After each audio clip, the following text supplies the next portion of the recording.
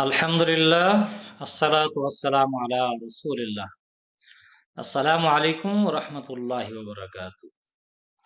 अजीज तलबा, उम्मीद है आपने तमाम साबका असबाक की अच्छी तरह दोहराई कर ली होगी। तमाम 14 आवाज़ों को बहुत अच्छी तरह सीख लिया होगा। आज हम इंशाअल्लाह अपने कायदे के सबसे आखिरी सबक यानी तजवीद के चंद मशहूर कवायद को अच्छी तरह सीखेंगे और उनकी प्रैक्टिस करेंगे। आइए हम इनको शुरू करते हैं। सबसे पहले देखिए, गुन्ना है। गुन्ना आवाज को नाक में ले जाकर आवाज को चंद सेकंड के लिए रोकने को गुन्ना कहा जाता है। जिस तरह आवाज को नाक में लेकर 2-3 सेकंड रोकने को गुन्ना का। नून मुशद्दद और मी मुशद्दद पर हमेशा गुन्ना होता है। ये पहले भी हम तशदीद वाली मशक में सीख आए हैं। जिस तरह ये यानी शद वाला हरफ जो होता है उसको मुशद्दद कहा जाता है। नून, शद वाली नून और शद वाली मीम, इनके ऊपर हमेशा गुन्ना होता है। जैसे जन्नतिन, जन्नह, जन्न। इसी तरह यज़ुन्नु, वन्नाज़िआति, वन्नाज़िआति, वन्नाज़िआति, वन्नाशिक़ाति। इन्नल जन्नत, इन्नल्लज़ीन, इन्नल्लज़ीन। तुम्मा, अब ये मीम मुशद्दद आ गई। फलम्मा, फलम्मा, अम्मा, अल्लाहुम्मा व अम्मा। अब दूसरा इजहार आ गया है। नून साकिन या तनवीन के बाद अगर हुरूफ हलकी में से कोई हरफ आ जाए तो नून साकिन और तनवीन को बगैर गुना के पढ़ेंगे। इसको इजहार यानी आवाज को जाहिर करना। हुरूफ हलकी 6 हैं, हमजा, हा, आइन, हा, गैन, खा। अगर इनमें से कोई हरफ आ जाए तो नून साकिन के बाद या तनवीन के बाद, तनवीन में भी क्योंकि नून साकिन होता है तो फिर वहां पर गुन्ना नहीं होगा, इजहार होगा।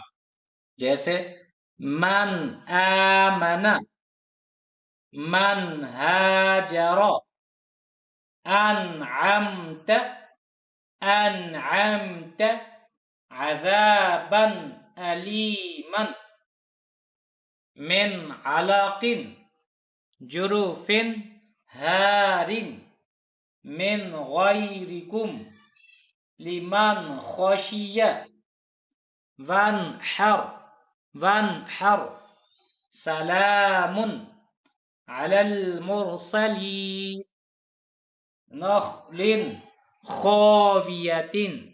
तो जब नून साकिन या तनवीन के बाद अगर हुरूफ हलकी आ जाएं तो गुन्ना नहीं होगा और इस गुन्ने को इजहार, गुन्ना न करने को इजहार कहा जाता है।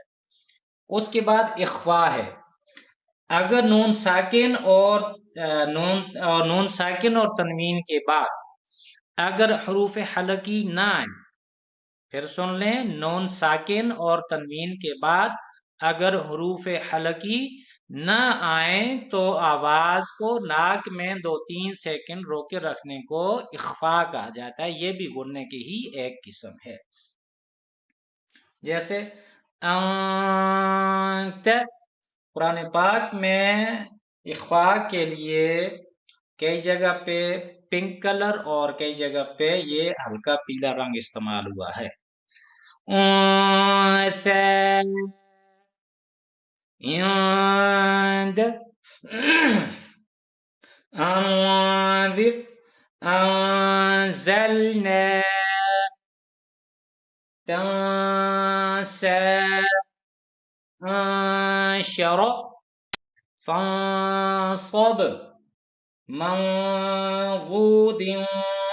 बाकी तरह इसी तरह یہ تنوین پہ حبا جما کراما کاتبین، بعد آگے ادغام آتا ہے۔ ادغام کہتے ہیں ایک آواز کو دوسری آواز میں جا کر ملانے کو، مدغم کرنے سے۔ ادغام کے 6 حروف ہیں، یا، را، میم، لام، واو اور نون، اور انہیں حروف یرملون کہا جاتا ہے۔ ان کا مجموعہ قرآن نے یرملون بنایا ہوا ہے۔ اگر نون ساکن یا تنوین کے بعد حروف ینمو یعنی 4 یا، نون، میم اور واو، ان میں سے کوئی حرف آ جائے تو غنہ کریں گے۔ ادغام میں ان کے 6 حروف جو ہیں ان میں سے 4 حروف کے اوپر غنہ ہوتا ہے، اور 2 حروف یعنی کہ را اور لام کے اوپر غنہ نہیں ہوتا۔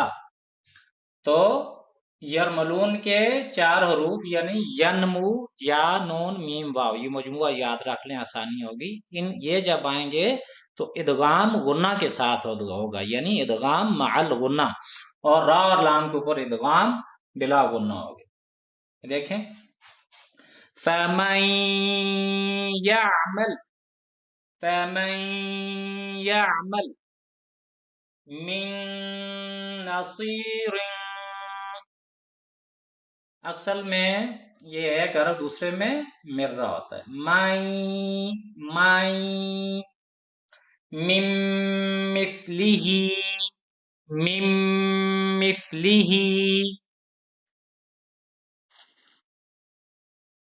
مِن وَالٍ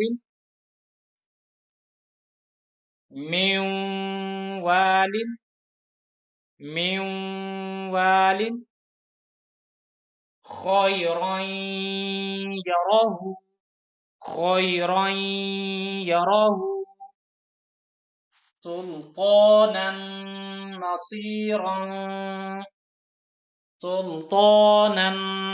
نَصِيرًا خَيْرٌ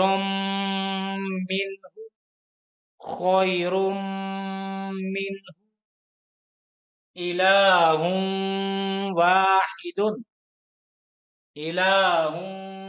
واحد۔ یہ را اور لام جب آ جاتے ہیں تو غنہ نہیں ہوگا، یعنی نون ساکن اور تنوین کے بعد را اور لام اگر آئیں یرملون کے روح میں سے تو غنہ نہیں ہو، جیسا مر رحمہ۔ ایک قاعدہ میں نے بتایا تھا، اصل میں ایک چیز اور بھی سمجھنے والی یہاں پر، کہ جب سکون کے بعد تشدید آ جائے، یعنی سکون کے بعد جب تشدید آ جائے تو جو نون ہوتا ہے یعنی یا ساکن حرف جو ہوتا ہے وہ نہیں پڑھا جاتا۔ یہ بات بھی یاد رکھ لیں، میں نے پہلے بتایا تھا تشدید والے سبق اور مشق میں کہ جب سکون کے بعد تشدید آئے تو سکون والا حرف نہیں پڑھا جاتا۔ مِن رَبِّكَ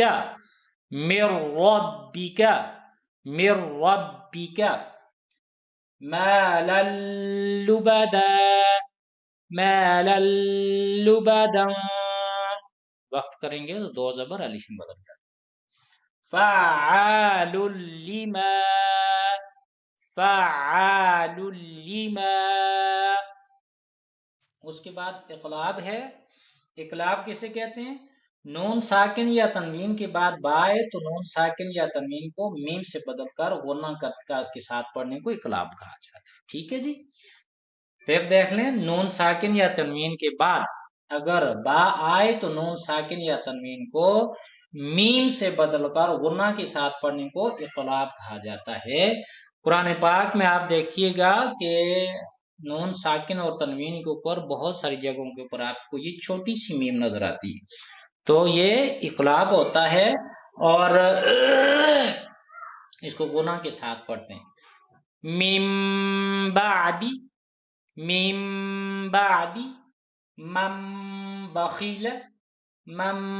بخیل کرام بررۃ سمیع بصیر۔ اس کے بعد دیکھیں قلقلہ ہے، یہ ہم نے سیکھا بھی ہے اس کو جزم والے سبق میں۔ قلقلہ کے 5 حروف ہیں، ان کا مجموعہ ہے قطب و جد قاف طا با جیم دال۔ جب یہ حروف ساکن ہوں یا ساکن کر دیے جائیں تو ان کے اوپر قلقلہ کیا جاتا ہے، اور قلقلہ کہتے ہیں کہ آواز کو ہلکی سے جھٹکے کے ساتھ ہلا کے پڑھا جاتا ہے۔ اق، اق، اق، اق، اط، اط، اب، اب، اب، اج، اج، اج، اد، اید، اد، یہ حروف قلقلہ ہیں، 5 حروف ہیں، قطب و جد ان کا مجموعہ ہے۔ اب آگے دیکھ لیں، را کے قواعد ہیں۔ را کو کبھی کبھار موٹا پڑھا جاتا ہے، جس طرح 7 مستقل حروف مستعلیہ ہیں، ان میں سے حروف مستعلیہ کے علاوہ 3 حروف ہیں جو کبھی کبھار موٹے پڑے جاتے ہیں، ان میں سے را بھی ہے۔ را کے اوپر جب زبر یا پیش ہو، 1 زبر حرف کے 2 زبر 2 پیش، اگر یہ کوئی ایک ان میں سے آئے را کو موٹا پڑا جاتا ہے، جیسے انشر یخرج خیر، یہ را کے اوپر دیکھیں پیش ہے، ڈبل پیش ہے، تنوین۔ صبرا صبرا، یسیر یسیر،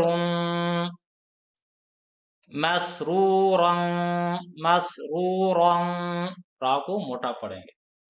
انذرنا، اچھا اگر را ساکن ہو تو پھر کیا ہوگا؟ را سے پہلے حرف کو دیکھیں گے، اگر را سے پہلے حرف پر زبر یا پیش ہو تو پھر را کو موٹا پڑا جائے گا۔ انذرنا انظرنا، قرآن، دیکھیں را قاف کیونکہ اس سے پہلے حرف کو موٹا بھی ہے اور پیش ہے، اس لیے قرآن قرآن، ترحق ترحق بردا بردا، یہاں را موٹی، فرغب فرغب، تو یہاں پر یا کو موٹا کیا جائے گا۔ را کے 2 بڑے قواعد ہیں، یعنی را کے اوپر زبر یا پیش آ جائے تو را کو موٹا پڑا جاتا ہے، زبر یا پیش کی کوئی بھی قسم۔ اسی طرح اگر را ساکن ہو تو اس سے پہلے حرف کو دیکھیں گے، اگر اس سے پہلے والے حرف کے اوپر زبر یا پیش ہو تو را کو موٹا پڑا جائے گا۔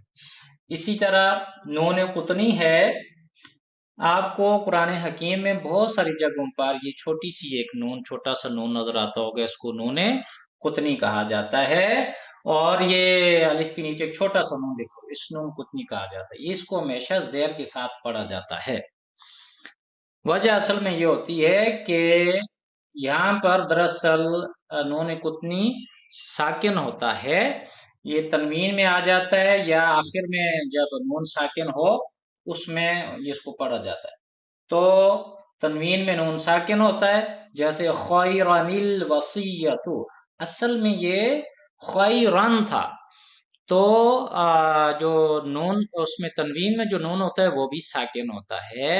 تو عربی کا قاعدہ ہے کہ 2 ساکن مل نہیں سکتے، جب ان کو ملایا جاتا ہے تو جو پہلے والا ساکن ہوتا ہے اس کے نیچے زیر لگائی جاتی ہے، لہٰذا یہ خیرن تھا، اس سے تبدیل ہو کے خیرن الوصیۃ، یہ جو نون ہے اس کو زیر دی گئی، خیرن الوصیۃ لمزتی الذی۔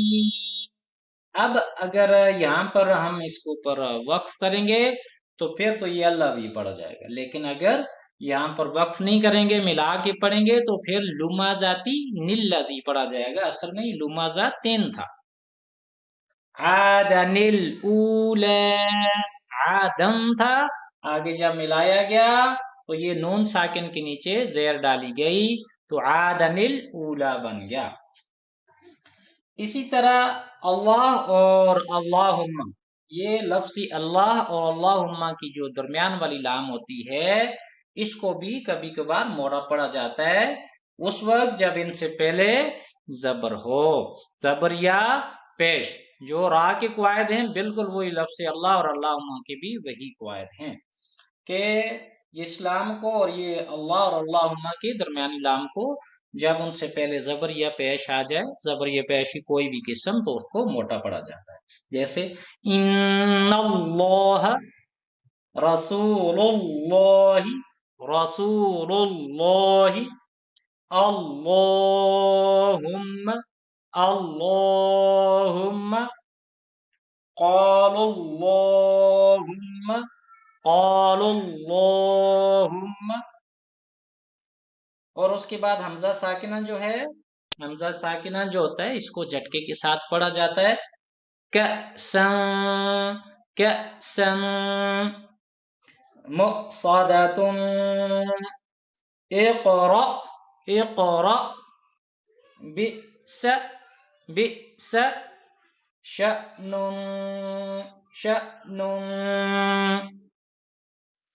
عزیز طلبہ، یہاں پر ہمارے قرات کے چند مشہور جو قواعد تھے ان کا بھی اختتام ہو گیا، اور اس کے ساتھ ہی ہمارے نورانی قاعدے کا یہ تمام جو کورس ہے یہ مکمل ہو چکا ہے۔ امید ہے کہ آپ نے یہ چیزیں اچھی طرح سن لی ہوں گی، ان کو سمجھ لیا ہوگا، اور جہاں پر بھی آپ کو مشکلات کا سامنا ہو تو آپ ان تمام ویڈیوز کو جگہ جگہ سے ریوائنڈ کر کے دیکھیں، ان کو دہرائیں، جہاں جہاں سے مشکل ہو اس کے ساتھ پیچھے سے دہرائی کرتے رہیں آپ، اور اچھی طرح سیکھیں۔ اللہ تعالیٰ سے دعا ہے کہ اللہ تعالیٰ ہمیں کلام پاک کو سیکھنے کے لیے اس قاعدہ کے اوپر اور تمام قرات کے قواعد کے اوپر محنت کرنے کی ہمت اور توفیق عطا فرمائے، تاکہ ہمارے لیے یہ ہماری محنت دنیا میں بھی اور آخرت میں بھی صدقہ جاریہ بن جائے۔ مجھے اجازت دیجیے، اپنے ٹیچر سردار نثار احمد کو اور مجھے اپنی دعاؤں میں بھی یاد رکھیے۔ السلام علیکم ورحمۃ اللہ وبرکاتہ۔